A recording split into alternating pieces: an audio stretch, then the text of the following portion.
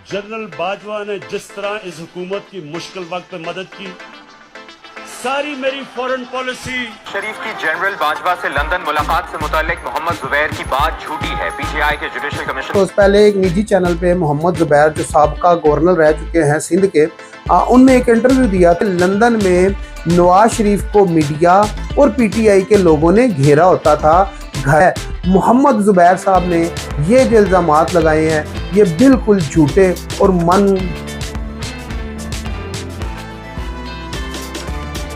जी। तो अस्सलाम वालेकुम नाज़रीन, मेरा नाम है सुल्तान और आप देख रहे हैं मेरा यूट्यूब चैनल। नाज़रीन, कुछ ही रोज़ पहले एक निजी चैनल पे मोहम्मद जुबैर जो साबका गवर्नर रह चुके हैं सिंध के, उनने एक इंटरव्यू दिया था और उसमें काफ़ी ज़्यादा उनने इंकिशाफ किए थे कमर जावेद बाजवा और नवाज शरीफ की मुलाकात पे। आज उसका रिज़ल्ट बाहर आ चुका है। ख़बरों की जानिब और इस खबर की जानिब आगे बढ़ने से पहले मेरी रिक्वेस्ट है कि आप मेरे चैनल को लाइक कर दें, शेयर कर दें और सब्सक्राइब कर दें ताकि आने वाली जो वीडियो है बर वक्त आप तक पहुँच सके। और यही सपोर्ट की हमें आपसे तो भी है और ज़रूरत भी है ताकि हमारे चैनल को ज़्यादा से ज़्यादा कह लें कि तरक्की मिल सके। तो ये तरक्की आपकी मोहब्बत और आपकी सपोर्ट के बगैर नहीं मिल सकती। तो बढ़ते हैं आज की खबर की जानिब। कुछ ही रोज़ पहले मोहम्मद जुबैर जो हैं सिंध के साबका गवर्नर रह चुके हैं और इनका जो ताल्लुक था वो था मुस्लिम लीग नून से। मुस्लिम लीग नून का अब कह लें कि इनने मुस्लिम लीग नून को छोड़ दिया है। अभी ये फ़िलहाल कोई किसी जमात में नहीं है मोहम्मद जुबैर साहब। ये चंद ही दिनों में कोई अपनी जमात का ऐलान करने जा रहे हैं। जो इनकी जमात है उसमें मिफ्ता इस्माइल साहब हैं जो साबका कह लें कि वज़ीर ख़जाना रह चुके हैं। फिर साबका वज़ीर आज़म यानी कि खकान अब्बासी साहब भी इन्हीं की पार्टी में हैं।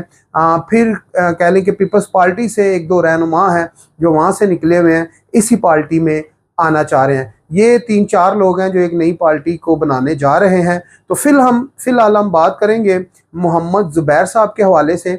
मोहम्मद जुबैर साहब ने अपने एक निजी चैनल पे इंटरव्यू में एक इंकिशाफ किया था। इंकिशाफ ये था कि जो नवाज शरीफ है और कमर जावेद बाजवा, इनकी कह लें कि उस दौर में जब इमरान खान साहब वज़ीर आज़म थे तो इमरान खान साहब वज़ीर आज़म पाकिस्तान के थे और जो पाकिस्तान के आर्मी चीफ थे वो थे कमर जावेद बाजवा और नवाज शरीफ साहब उन दिनों में लंदन में थे। ये कहना था मोहम्मद जुबैर का। तो उन दिनों में मोहम्मद जुबैर साहब का ये कहना था कि नवाज शरीफ और कमर जावेद बाजवा साहब की मुलाकातें होती रहीं और उन मुलाकातों में ये रजीम चेंज करने का प्लान किया गया। ये कहना था मोहम्मद जुबैर साहब का जो साबका सिंध के गवर्नर रह चुके हैं। आज कह लें कि आज तक पीटीआई का जो सोशल मीडिया टीम है और जो सोशल मीडिया है पीटीआई का, पहली दफ़ा मोहम्मद जुबैर की पीटीआई के सोशल मीडिया टीम, जो पीटीआई का सोशल मीडिया है उसने कह लें कि मोहम्मद जुबैर की तस्वीर लगा के एक ट्वीट किया कि ये देखें जी मोहम्मद जुबैर साहब का बयान सामने आ चुका है। तो इस चीज़ को पीटीआई ने काफ़ी अच्छे से खेला और इसको कैश भी किया। ये था बयान मोहम्मद जुबैर का, साबका गवर्नर सिंध का। इसके ऊपर काफ़ी सारी लोगों ने बातें की और काफ़ी सारी चहमागोइयाँ भी हुई और कहा यह जाता था कि मोहम्मद जुबैर साहब ऐसे बयानात क्यों दे रहे हैं। आज इसकी जो तरदीद है वो कर दी है जनाब मलक अहमद साहब ने, जो पंजाब असम्बली के कह लें कि स्पीकर हैं और स्पीकर ने इस बयान की तरदीद कर दी है। उनका ये कहना है कि मोहम्मद जुबैर साहब ने ये जितने भी इल्ज़ामात लगाए हैं ये झूठे हैं। नवाज शरीफ कोई छोटी हस्ती नहीं, एक पार्टी का लीडर है। उसकी मुलाकात कैसे छुपी रह सकती है जबकि लंदन में नवाज शरीफ को मीडिया और पीटीआई के लोगों ने घेरा होता था, घर में भी और ऑफिस में भी। तो एक आर्मी चीफ, एक मुल्क का आर्मी चीफ लंदन में जाता है तो एक साबका वज़ीर आज़म से मिलता है, तो ये मुलाकात कैसे छुपी रह सकती है। मोहम्मद जुबैर साहब ने ये जो इल्ज़ामात लगाए हैं ये बिल्कुल झूठे और मन गढ़ंत कहानियाँ हैं और ऐसी कोई मुलाकात नहीं जो मियाँ मोहम्मद नवाज शरीफ की और जो आर्मी चीफ कमर जावेद बाजवा साहब हैं उनके आपस और दरमियान में ये मुलाकात हुई हो। इसको भी आज कह लें कि मलक अहमद साहब ने इस कहानी के ऊपर से भी पर्दा उठा दिया है। उन्होंने कहा जी ये बिल्कुल एक फेक और जाली खबर है जो मोहम्मद ज़ुबैर साहब ने ये निजी चैनल पे दी है, और कह लें कि मलिक अहमद साहब ने ये भी कहा है कि हम कानूनी हक रखते हैं, तो अगर इसके बारे में अगर हम कानूनी कार्रवाई करें तो कह लें कि मोहम्मद ज़ुबैर साहब के ऊपर कानूनी कार्रवाई भी हो सकती है इस खबर के हवाले से। तो नाज़रीन बिल्कुल इसी चीज़ के ऊपर हम बात करना भी चाह रहे हैं कि वो कौन सा आर्मी चीफ है जो एक मुल्क से दूसरे मुल्क में जाता है तो कह लें कि वहाँ पर मीडिया को पता ना चले। अगर हमारे मुल्क का आर्मी चीफ है कमर जावेद बाजवा साहब, तो वो लंदन में जाते हैं तो हमारा मीडिया भी इतना अच्छा कहाँ है खामोश रहने वाला।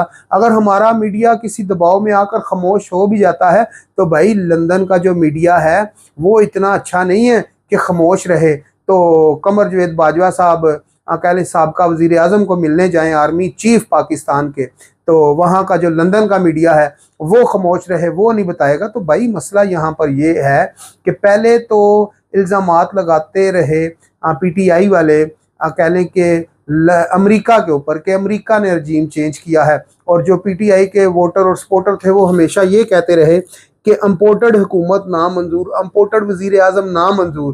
तो आपको मालूम होगा कि कुछ ही जिन दिनों में PDM की हुकूमत थी तो खान साहब लंदन सारे KPK से एक रैली की क़यादत करते हुए आ रहे थे। तो जब वर्करों ने वहाँ पर नारे लगाए कि जो अमेरिका की हुकूमत है नामंजूर नामंजूर, तो खान साहब कंटेनर पे खड़े होकर उनको कह रहे थे चुप कर जो, अमेरिका का नाम नहीं लेना। तो इस बात से ये तो साबित हो गया कि जो कह लें कि हुकूमत चेंज हुई थी वो पाकिस्तान के अंदर से हुई थी, यानी कि अमेरिका की साजिश नहीं थी।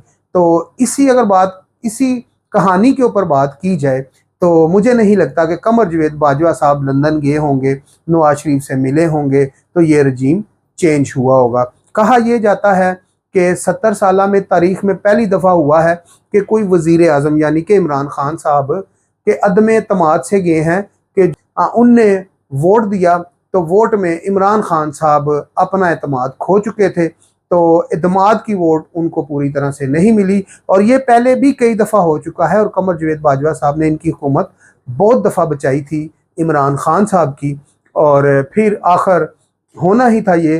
तो मुझे एक सियासतदान है तो उनकी मुझे एक बात आज भी याद आती है, मुझे उनका नाम याद नहीं, वो कहते होते थे ये जो PTI वाले हैं ये अपनी मौत आप मरेंगे।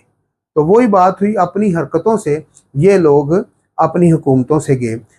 कह लें कि KPK की हुकूमत इनने कह लें कि गिरा दी, पंजाब की हुकूमत गिरा दी, वफाक की हुकूमत गिरा दी, असम्बलियाँ कह लें कि इनने तहलील कर दी और इनके हाथ में कुछ भी नहीं रहा था।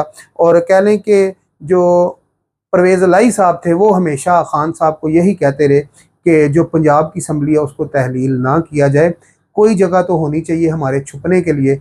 तो खान साहब को अब कौन ही उल्टे सीधे मशवरे दे रहा था कि आप KPK की असम्बली भी तहलील कर दें, पंजाब की असम्बली भी तहलील कर दें, वफाक की असम्बली भी तहलील कर दें। तो ये इमरान खान साहब को जिसने भी मशवरे दिए थे वो इमरान खान साहब का कोई दोस्त नहीं बल्कि दुश्मन था।